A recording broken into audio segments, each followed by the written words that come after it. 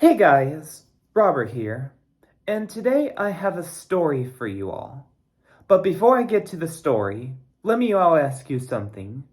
Do you all know the story of the three little pigs? Of course you do. There's like three little pigs, and then there's a big bad wolf that huffs and puffs and blows each one of their houses down, right? Yeah. So, what happens though when actually the big bad wolf is actually a good guy, you know? And wolves are pretty simple animals. Sure they may come down and they want to like eat all the farmland and stuff, but actually there could be such thing as a good wolf. So, I have this book here that is by a wolf. And I'm not talking about B-U-Y, like you go buy a wolf up in the mountains. This is actually B-Y, by a wolf. And this is the true story of the three little pigs. Would you all like to hear it? Okay. Here's a story of the true story of the three little pigs. Everybody knows the story of the three little pigs, or at least they think they do, but I'll let you on a little secret. Nobody knows the real story because nobody has ever heard my side of the story. I'm the wolf, Alexander T. Wolf. You can call me Al. I don't know how this whole big bad wolf thing got started, but it's all wrong. Maybe it's because of our diet. Hey, it's not my fault wolves eat cute little animals like bunnies and sheep and pigs. That's just the way we are. If cheeseburgers were cute, folks would probably think that you were big and bad too, huh?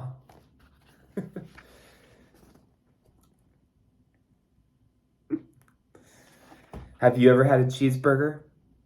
Of course, yeah. And you don't say that cheeseburgers are cute, wouldn't you?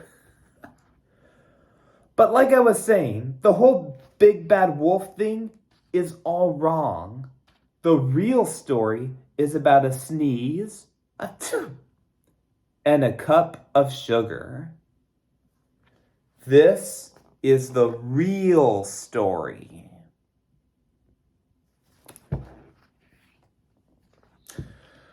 Way back in Once Upon a Time, I was making a birthday cake for my dear old granny. I had a terrible sneezing cold. I ran out of sugar.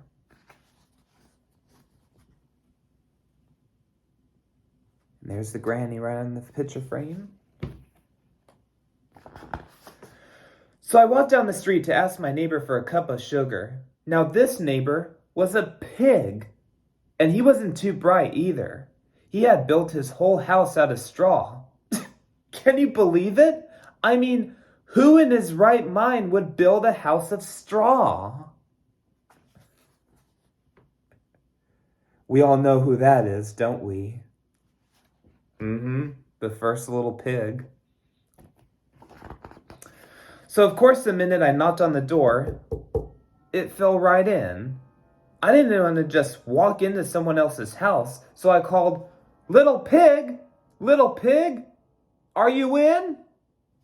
No answer. I was just about to go home without the cup of sugar for my dear old granny's birthday cake. That's when my nose started to itch. I felt a sneeze coming on. Well, I huffed, and I stuffed,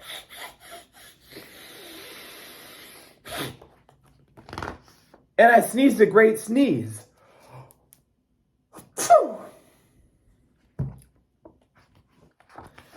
And you know what? That whole darn straw house fell down.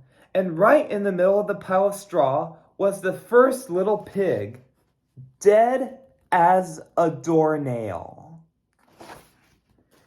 He had been home the whole time.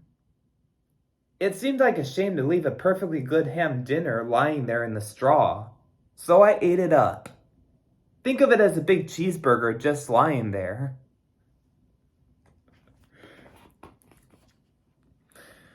I was feeling a little bit better, but I still didn't have my cup of sugar, so I went to the next neighbor's house. This neighbor was the first little pig's brother. He was a little smarter, but not much. He had built his house of sticks. I rang the bell on the stick house. Nobody answered. I called, "Mr. Pig! Mr. Pig! Are you in?" He yelled back, "Go away, Wolf! You can't come in! I'm shaving the hairs on my chinny chin chin!" I had just grabbed the doorknob when I felt another sneeze coming on. I huffed, and I snuffed, and I tried to cover my mouth, but I sneezed a great sneeze. Achoo! And you're not gonna believe it, but this guy's house fell down just like his brother's. When the dust cleared, there was the second little pig, dead as a doornail. Wolf's honor.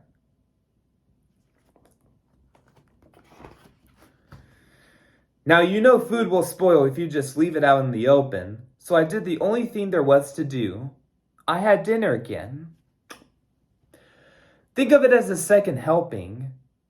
I was getting awfully full, but my cold was feeling a little better. And I still didn't have that cup of sugar for my dear old granny's birthday cake. So I went to the next house. This guy was the first and second little pig's brother. He must have been the brains of the family. He had built this house of bricks. I knocked on the brick house. No answer. I called, "Mr. Pig, Mr. Pig, are you in?" And do you know what that rude little porker answered? "Get out of here, Wolf! Don't bother me again!"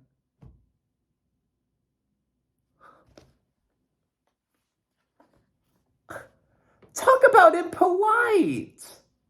He probably had a whole sack full of sugar, and he wouldn't give me one little cup for my dear old sweet old granny's birthday cake. What a pig! I was just about to go home and maybe have him make a nice birthday card instead of a cake when I felt my cold coming on. I huffed, and I snuffed, and I sneezed once again.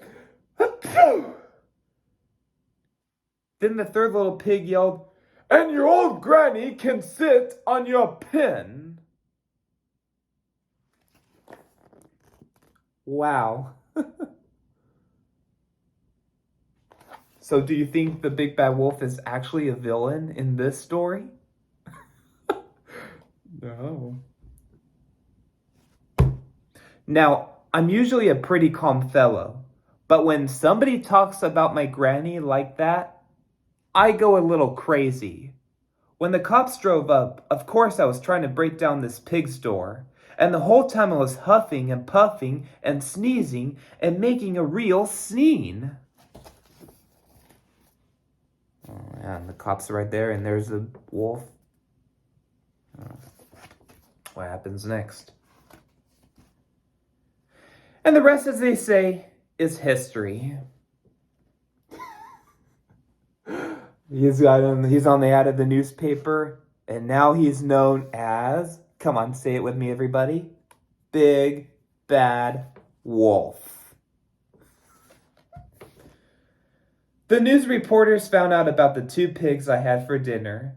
They figured a sick guy going to borrow a cup of sugar didn't sound very exciting, so they jazzed up the story with all of that huff and puff and blow your house down.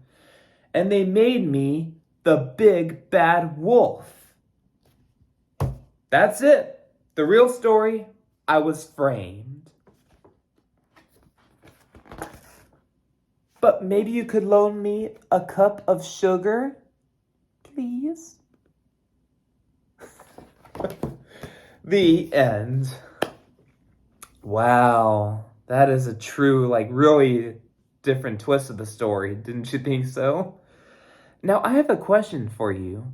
So, in the story, if you think that the Big Bad Wolf is actually the villain to the story, then what do you suppose that the villain of the story really is?